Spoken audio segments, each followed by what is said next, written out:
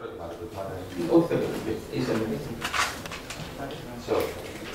hi. I had the opportunity to watch your press conference in Berlin, where it was screened the film a few months ago. One question I have to ask is, what's your opinion about the character? The character somehow finds a destiny inside the looking back to the past of another character. Is this in some ways something that can bring our European population in a sense of understanding what really happened in the past according to fascism and totalitarianism and everything? Would you define your character inside the film as somebody who starts a quest about himself and somehow finds answers? Can we close that door? Can we close the door?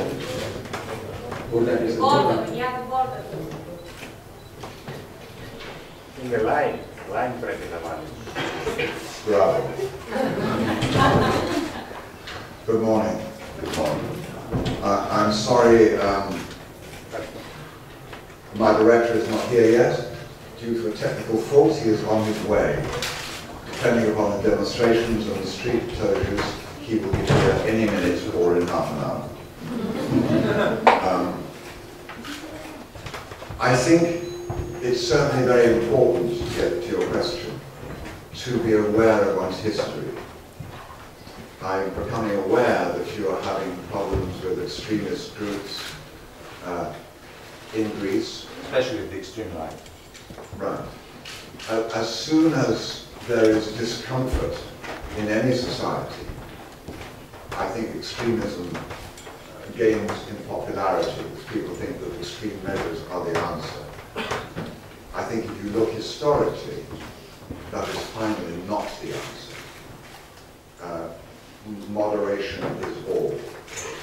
And I think what we do in England is we laugh at the extremists. And we think, yeah, fine, okay, fine, but you're not the answer. And I hope you have the wit to do that in Greece. I do think it's important, especially for the young, that they're educated in history so that they can see the result of extremism and how finally it doesn't work. And indeed, that event, an extremist event, does colour the story of our film, I take it.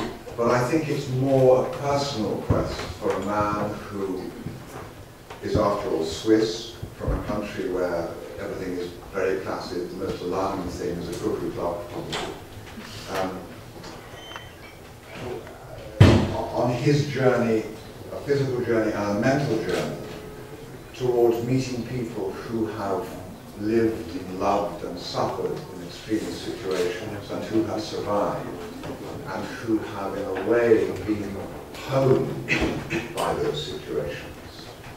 And he realizes that there is more to life, that life at its best contains passion than he has previously felt in his little town of Bell. So it's an emotional journey, the movie, and I think maybe it can teach us that we don't have to stay in the rut we are in. I think the danger of being in an economic situation as much of Europe finds itself is that you think there is no way out. But it's important to get up every day and say, the sky is blue, the weather is wonderful, the sea is sweet.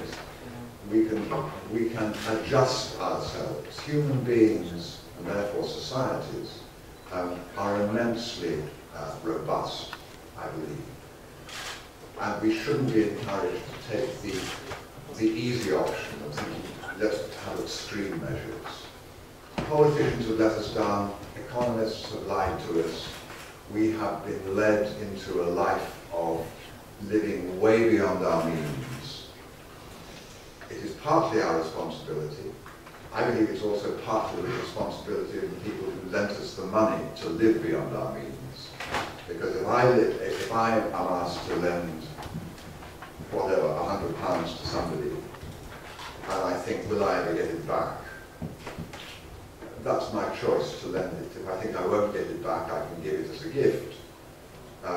If I am stupid enough to think I will, when the person clearly is not going to be able to pay me back, then it's my responsibility, it's my fault, it's my decision. So I think the responsibility has to be shared in order that we may go forward. And I think when we do go forward, it'll probably be a very different life. I don't think we need to live at the standard of living we have been told we need to live at. We don't need to buy all these clothes, all these new cars, just to keep the economy going. What is this economy? Who is it? It's not us. It's not Greece in this case, or Ireland. So we have to, I think, learn to live with less and realize that the real joy of life comes from enjoying the environment, taking care of the environment, and enjoying each other and taking care of each other. And you don't need to buy things to love each other. Okay, bonus. Vicky Kazi. Hello, Mr. Harris. My name is Vicky Hadzi from Alpha Channel. It's a pleasure to meet you. Given the chance, this wonderful thing that you told us, what is it that you wish to say to all your big fans? I'm sure you know that they are living very severe moments.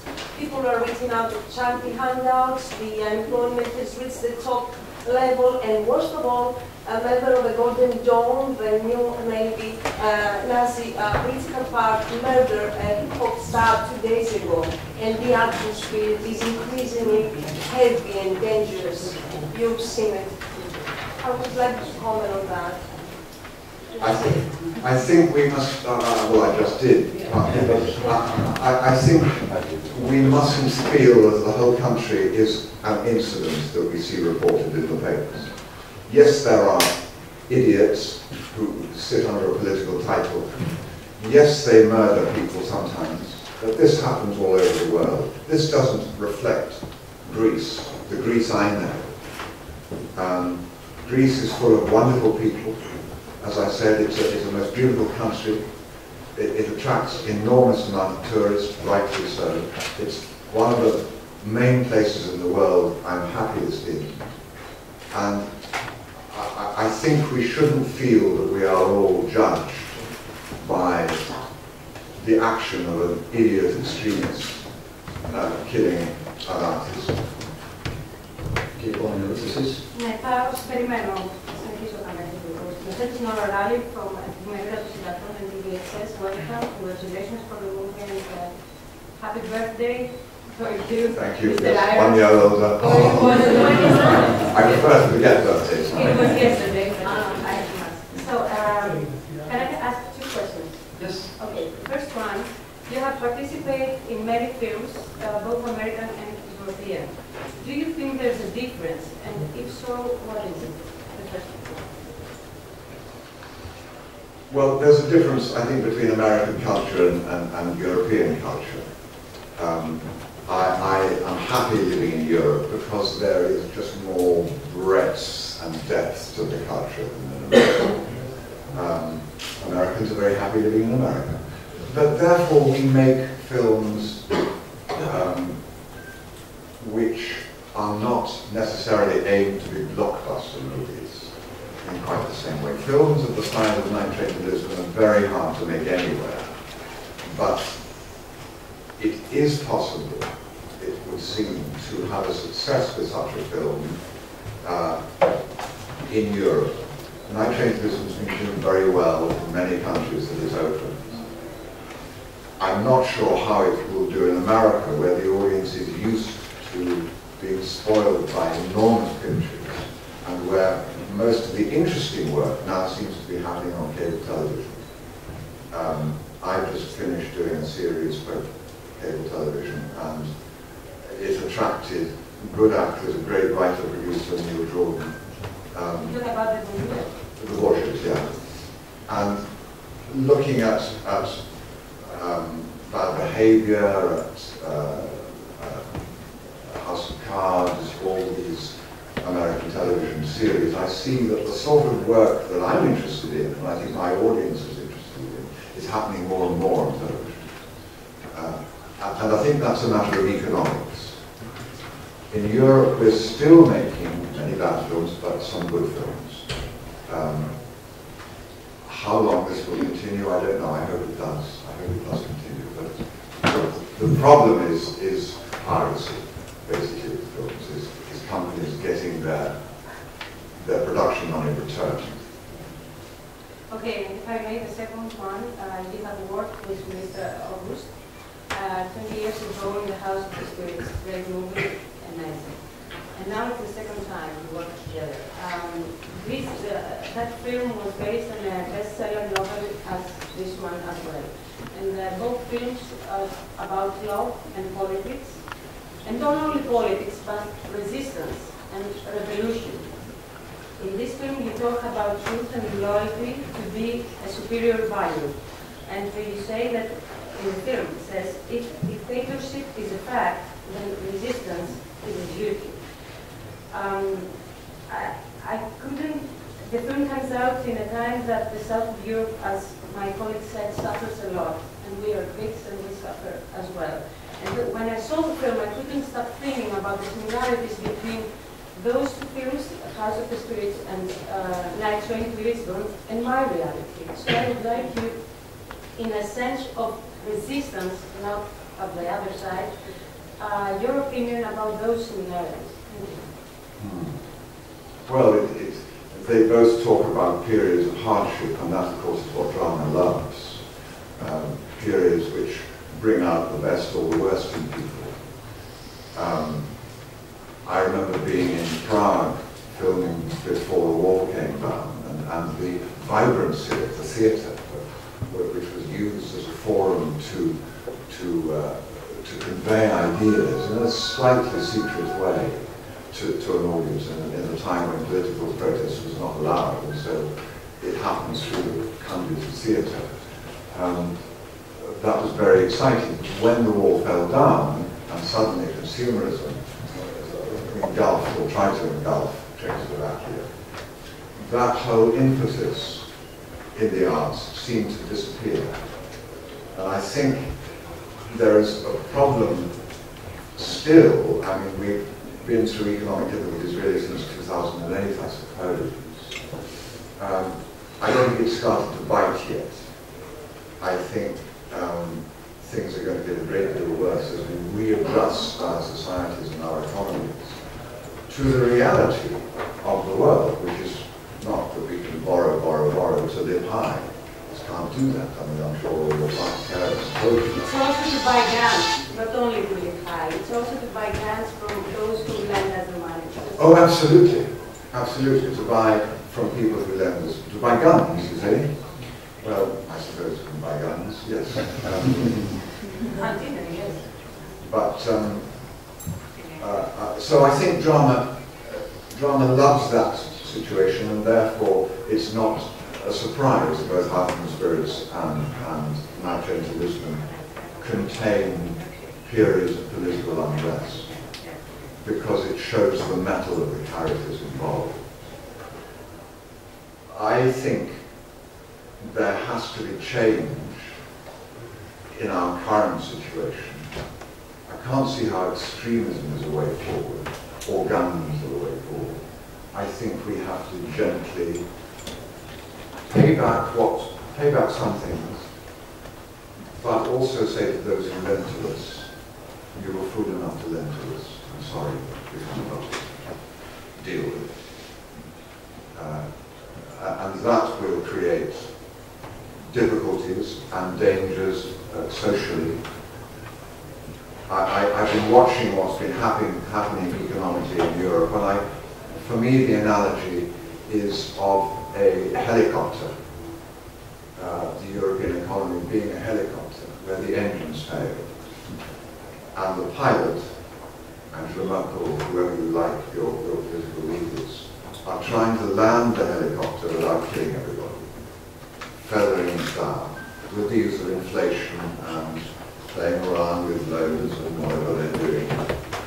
But basically, the helicopter crashes, then Europe implodes. There is enormous social unrest. There is a much worse situation than the one we now have. And I think we have to guard against that.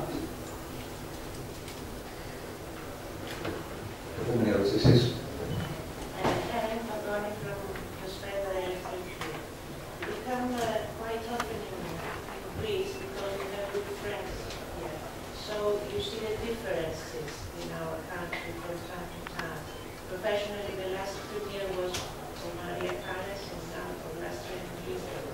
So now we, the Greeks, we are looking for new priorities because of the change of our life. You, personally, with the experience you had as not only a track actor, but with different weaknesses, sensitive. What do you think important in our life? Is health, money, love, traveling, work, whatever? I think what is important, I think, well, all the great religions say love is the most important thing in life. And I think that's a very simple answer. I mean, I'm not particularly religious, but if you look in any religion, they say that love, which means communication with each other, respect for each other, kindness to each other, good manners to each other. Knowing that the only help out of any situation are our friends, other people. And we have to communicate and talk rationally to each other, and together, I think, we can get through any situation. Health, of course, is important. Money is not important. I know that. I mean, they say that, oh yes, that's fine because you've got enough. Yeah, but I know, I just know by looking at people that you see poor people in poor societies who are happy, who have a balanced society, a balanced economy. Yes, they don't have much, but if you have family, friends, people you love around you, that is actually enough. It's also, of course, you need enough to eat, so that you don't suffer, you need your health, and you need somewhere to live. Very simple things. We've gone way beyond that. We now live in cities and we think we need entertainment, we need new things, we need excitement, we need to buy. And we've been told that for the last sort of 50, 70 years, because the people who make money out of us buying things feel it's a great message, it's great propaganda, but we have to see through that. And I think we have tremendous power, because these huge global organizations who want to lend us money or sell us things, it's always us. They want us to buy things, us to borrow, us to spend. So we have that choice. We can say no. And we have global economics by the balls. We hold the power. But we must realize that and not fight each other or point fingers of blame, but just say, if we want to change society and live in a society where we don't believe that we have to buy and live high on the hog to be happy, but we have to take care of each other and enjoy each other, enjoy the weather, enjoy the environment, take care of the environment, we can make that choice. Εσείς. Μισό λεπτάκι, να παρακαλώ, γιατί νομίζω ότι έχει έρθει ο κύριος Βίλιο. Ένα λεπτό. Βίλιο, right.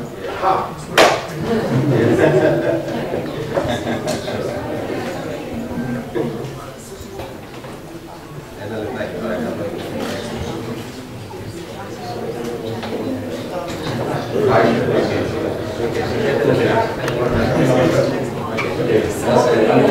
Εσείς.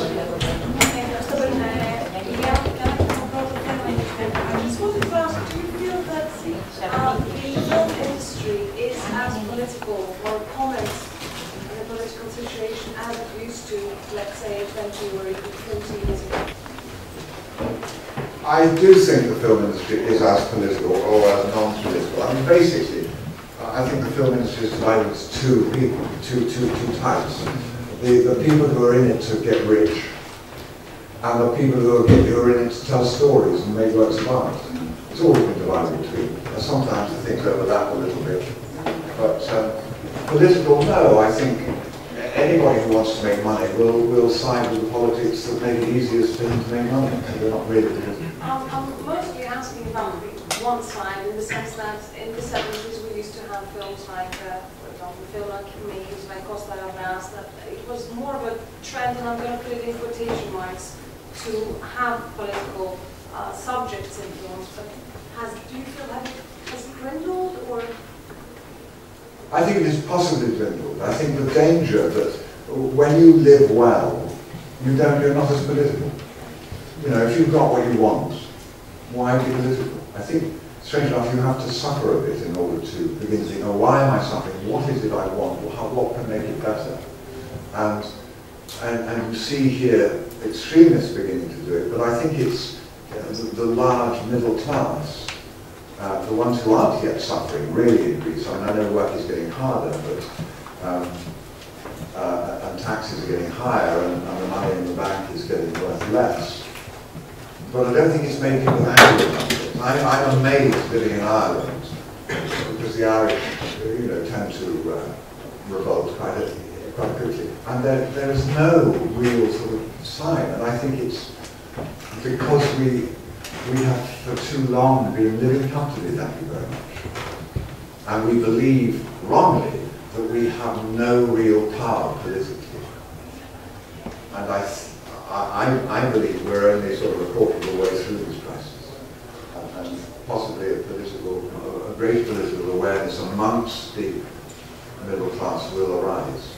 Just one second question, if I may. Have you heard or have you seen the Greek films, the new kind of generation of Greek filmmakers? No, I haven't. I'm terribly badly educated in that regard. Thank you. Bravo. Nice to see you.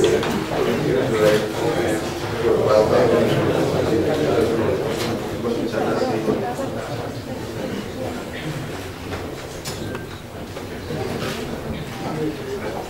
Μπορώ να ξεκινήσω. Πώς ήθελα να κάνω κάποια ερώτηση και στο διόμενο, στο σύστημα.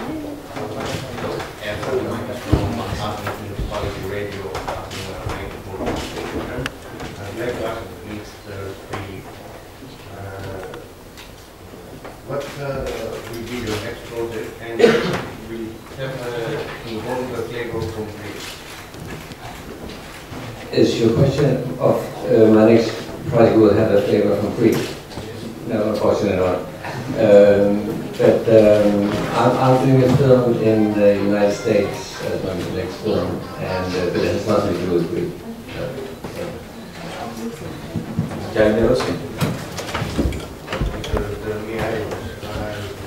I'd like your opinion if nowadays revolution and romance is what it used to be. Is revolution and romance what it used to be? Well, I've not been involved in revolution recently, so I don't know. And as far as the other, I have no memory of romance. So I don't know.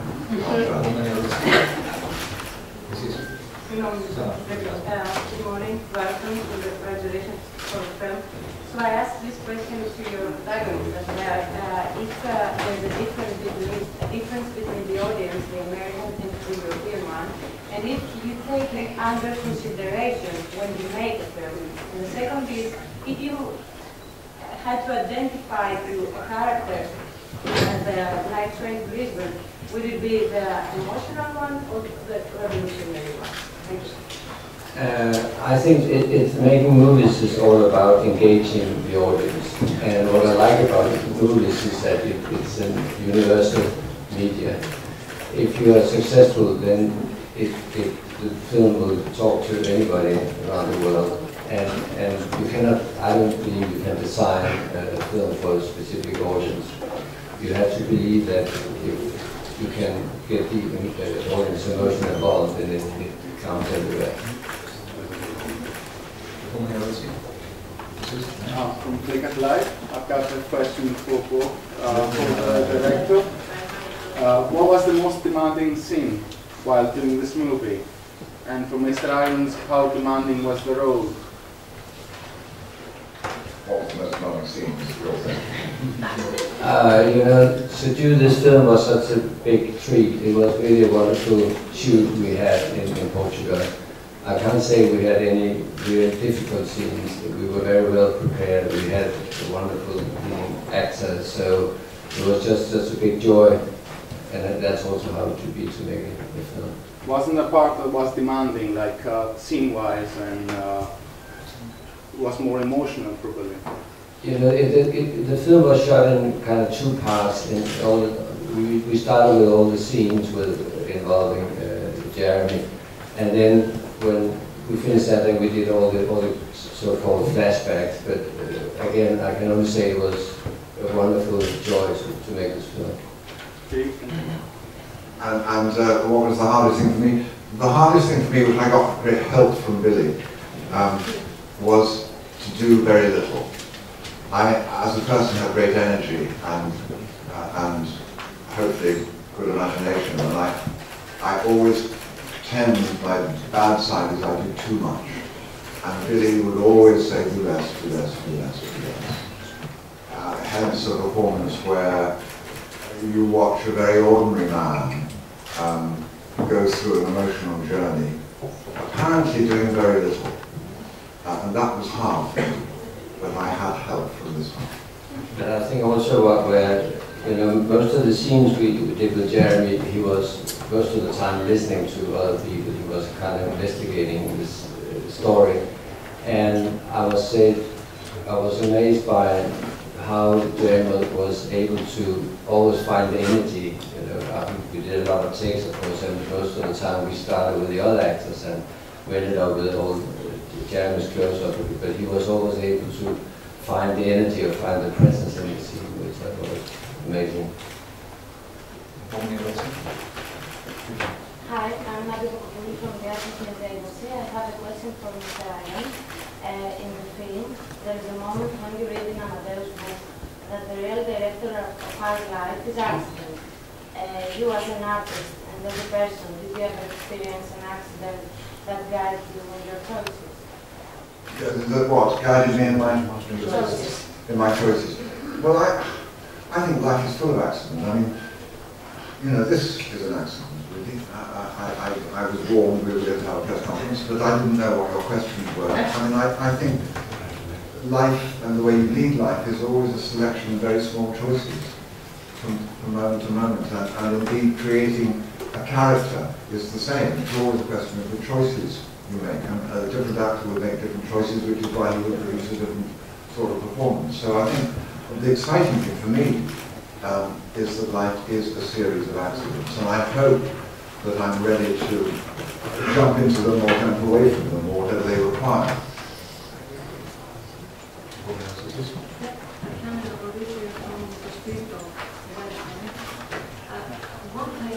How do you pronounce your name in your own language? Your surname, yeah? August. August. Yeah. Okay. And then it's a question for both of you. Have you ever read a book that was so influential, so life-altering as the one we see in the movie? Do you mean the book that... yeah, as a character read. I mean, when I read this novel, Night into Lisbon, I was really amazed by it, and there was something that stayed within me. I read it 5 or 6 years ago when it was first published, and when I then got the offer to make this film based on the book, I was trying to find back to that certain specific atmosphere, and I hope that it also comes through in the film. Because when you think about it, all great movies, it's a lot about a certain condition, a certain atmosphere that only a movie can create. Combination with, of course, great actors and cinematography, whatever it is, but it is that certain atmosphere. I was going to answer this one. Oh yes, right. Well, I of course I'm affected by something. I don't want to say that because you'll say which books. I can never remember the names. It's not the Bible. No. It's an Indian writing. As far as religions are concerned, I always find more fertile for me. but you absorb things, and I think they stay in you somewhere, but I couldn't give you a list of books or what they learned or what they taught me. But the books that speak to you, I think, do tell you things and change you.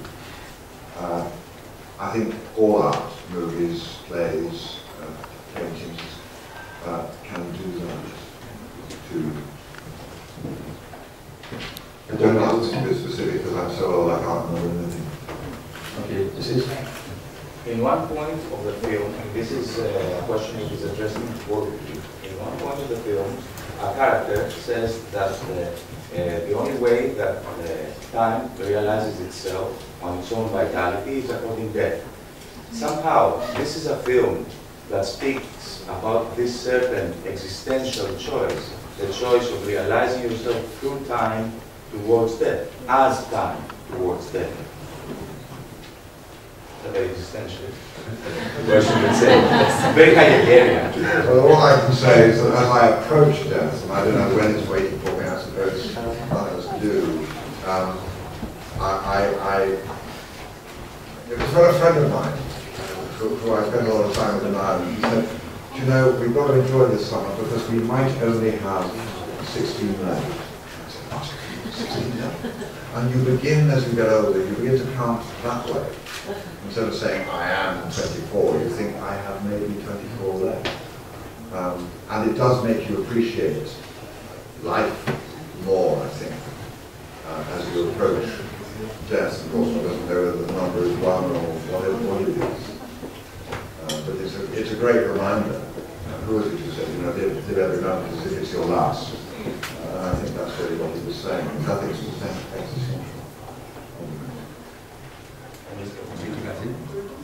Mr. Aros, if you were asked to lead the tourist campaign for Greece, what would you use as a main motto? And then if you wish to share with us your experience in your summer holidays here in Greece. What if I was to make tourism in Greece? If I was the Minister of Tourism.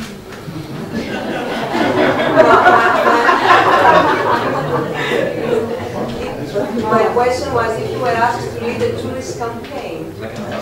Well, I think one thing which would be good is to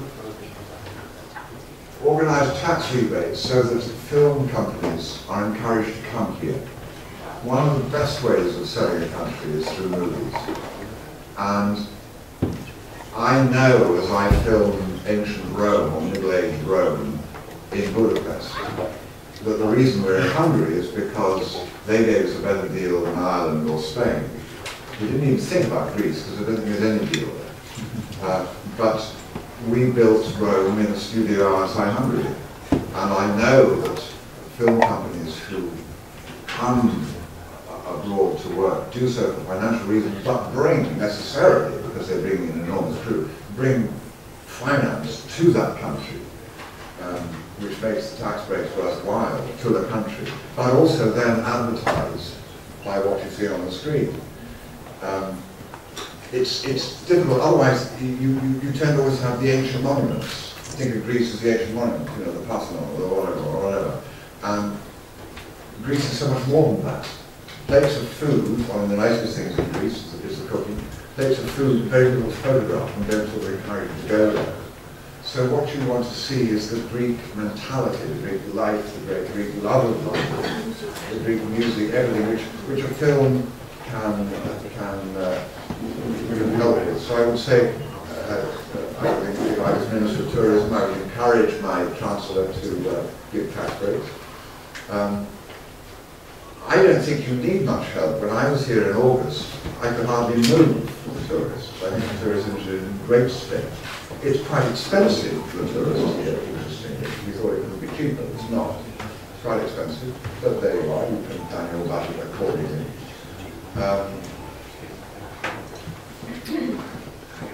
It is a wonderful country, and a country you should be proud of, and not be browbeat to the fact that you owe other people a lot of money. And I think you have to all pay your taxes, as we all do. I hate it, but we have to do that. And that will make the country function, so I would encourage that, even as Minister of Tourism. And I think, probably like all countries, we have to keep the money in Greece and not take it out. And we have to create an economy, or certainly a trust, that if you have your money in Greece, it won't be in danger. And then the money can come back and Greece can